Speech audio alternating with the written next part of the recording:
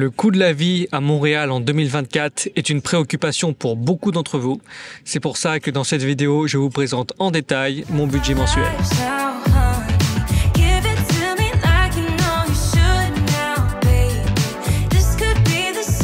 Tout d'abord, concernant le logement, mon loyer actuel est de 2425 $ par mois, ce qui est quand même assez cher pour un loyer, mais comparé au prix du marché à Montréal actuellement, sachez que ce n'est vraiment pas si cher que ça.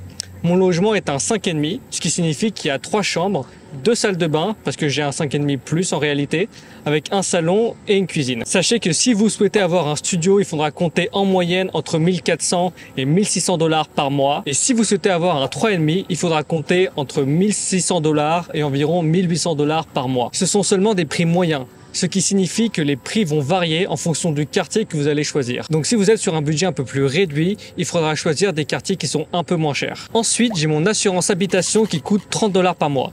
Sachez que l'assurance habitation n'est pas obligatoire mais est très fortement recommandée. En effet, si vous avez un incident dans votre appartement, vous serez responsable et à ce moment-là, vous ne serez pas dédommagé. Si vous prenez l'assurance, vous pourrez avoir un remboursement pour les objets et vos biens qui ont été endommagés. Donc pour 30 $ par mois, c'est vraiment recommandé de prendre cette assurance habitation. Lorsque vous êtes dans un appartement, vous allez avoir des charges liées à l'eau et l'électricité. Sachez qu'en fonction des propriétaires, vous pouvez avoir l'eau et l'électricité qui va être directement inclus dans votre loyer, mais ce ne sera pas le cas pour la plupart des locations. Donc à ce moment-là, il faudra payer l'Hydro-Québec qui va correspondre à l'électricité et à l'eau, donc les charges dans l'appartement.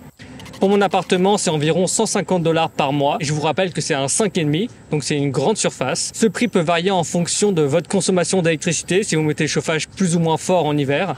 Et ça peut également varier en fonction de la superficie de votre appartement. Donc si vous avez un appartement plus petit, ça coûtera moins cher.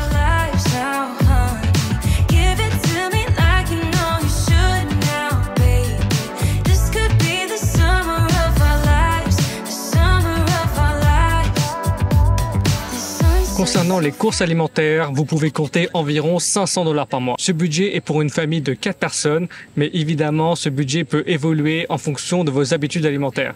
Si vous consommez par exemple de la viande, du poisson ou même de l'alcool, ça peut rapidement augmenter. Pour pouvoir réduire son budget alimentaire, vous pouvez aller chez Costco par exemple, qui propose d'acheter en gros volume et à petit prix. Si vous souhaitez des vidéos sur les différents magasins qui existent à Montréal pour faire vos courses, dites-le moi en commentaire de la vidéo. Si vous aimez bien vous faire plaisir le week-end et aller à la boulangerie pour acheter du pain et des viennoiseries, ça va vous coûter assez cher. Vous pouvez prévoir un budget d'environ 200 $ par mois. Si pour le moment cette vidéo te plaît, abonne-toi à ma chaîne YouTube, like cette vidéo et partage-la sur tes réseaux sociaux, ça aide énormément ma chaîne YouTube. Pour le forfait de téléphone, il me coûte 25 $ par mois. Ce forfait, c'est le moins cher que j'ai trouvé pour le moment et c'est avec l'entreprise Fizz. Ce forfait comprend appel illimité, SMS illimité et uniquement au Québec. Si vous voulez pour le Canada, ça vous coûtera plus cher. Et mon forfait n'a pas de data internet. Ce que j'aime bien avec l'entreprise Fizz, c'est que vous pouvez personnaliser votre forfait.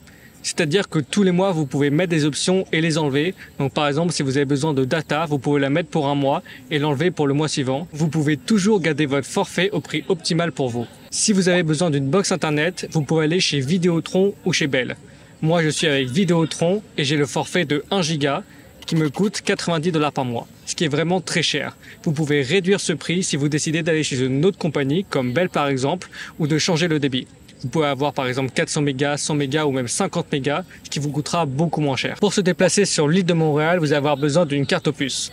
Pour ça, j'ai fait une vidéo juste ici qui vous explique en détail comment obtenir votre carte Opus. Une fois que vous l'avez obtenu, vous allez pouvoir mettre un forfait à l'intérieur pour se déplacer sur le réseau du transport de la STM. Pour ça, le forfait mensuel en tarif réduit coûte 58 $ par mois. Le tarif régulier mensuel coûte 97 $ par mois. Avec ce forfait, vous pouvez voyager en illimité pendant un mois sur l'ensemble du réseau de la STM. Cependant, à partir du 1er juillet, ces forfaits vont augmenter. Le tarif réduit va passer à 60 $ par mois et le tarif régulier va passer à 100 $ par mois. Si vous voulez comprendre un peu comment fonctionnent les différentes zones sur l'île de Montréal, j'ai fait une vidéo juste ici qui vous explique en détail l'ensemble du réseau de transport.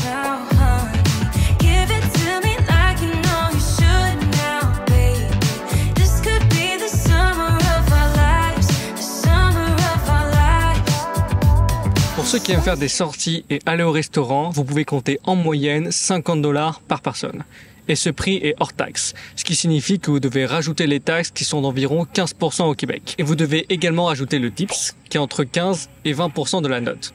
Le tips n'est pas obligatoire, mais c'est une norme au Québec et c'est très mal vu de ne pas le faire. Donc si vous aimez faire des restaurants, vous allez vous rendre compte que votre budget va très vite augmenter. Si vous aimez plus vous poser dans les cafés, acheter un café va coûter entre 5 et 6 dollars en moyenne. Mais l'avantage, c'est que si vous aimez travailler dans les cafés, vous pouvez acheter un café entre 4 et 6 dollars et vous pouvez rester toute la journée là-bas. Si vous aimez plus aller voir des films, aller au cinéma va vous coûter minimum 15 dollars pour une place régulière. Si vous voulez, vous pouvez acheter les boissons et les pop-corn en supplément. Pour ceux qui sont sportifs et qui aiment aller à la salle de sport, c'est en moyenne 50 dollars par mois pour un abonnement. Il y a plein de types de salles différentes et vous pouvez regarder et comparer les prix que proposent ces différentes entreprises. Pour payer l'ensemble de ces dépenses à Montréal, il vous faut un bon job. Actuellement, moi je suis en stage en ingénierie et je gagne 3700 dollars par mois brut. Comme vous l'avez remarqué au travers de cette vidéo, les dépenses sont vraiment élevées et il vous faudra un salaire conséquent pour pouvoir subvenir à vos besoins. C'est pour ça que vous pouvez aller voir ma vidéo juste ici qui vous explique en détail les jobs les mieux payés à Montréal.